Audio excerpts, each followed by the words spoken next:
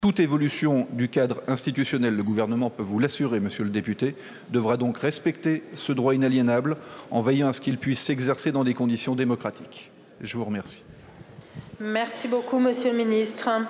La parole est à présent à monsieur Thomas Cazenave pour le groupe EPR. Merci madame la présidente. Ma question s'adresse à monsieur le ministre chargé du commerce extérieur et des Français de l'étranger et je tiens à y associer tous mes collègues mobilisés de façon constante aux côtés de la viticulture dans leur territoire.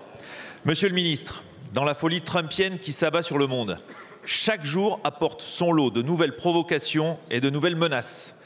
Aujourd'hui, ce sont les vins, les champagnes et les spiritueux français qui se retrouvent avec une cible au milieu du front avec le projet d'une augmentation de 200% des droits de douane.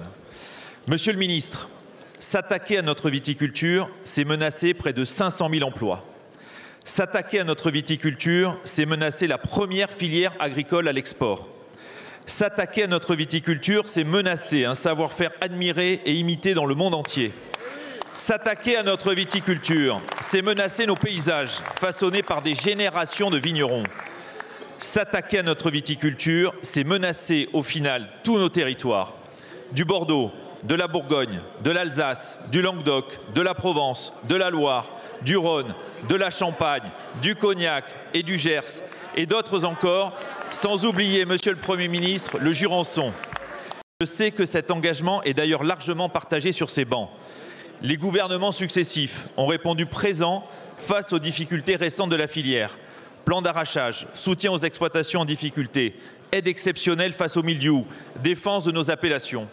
Mais cette fois, il ne s'agit pas seulement d'une hausse des droits de douane, mais de la volonté de fermer purement et simplement le marché américain, crucial pour la filière. Il est impératif que la France, aux côtés de ses partenaires européens, parle d'une seule voix pour protéger ses intérêts. Ainsi, monsieur le ministre, pouvez-vous nous préciser les démarches engagées par la France, tant au niveau européen qu'auprès des autorités américaines, pour prévenir cette hausse des droits de douane, protéger nos producteurs, nos emplois et notre excellence viticole. Merci. Merci beaucoup, monsieur le député. La parole est à monsieur Laurent Saint-Martin, ministre en charge du commerce extérieur.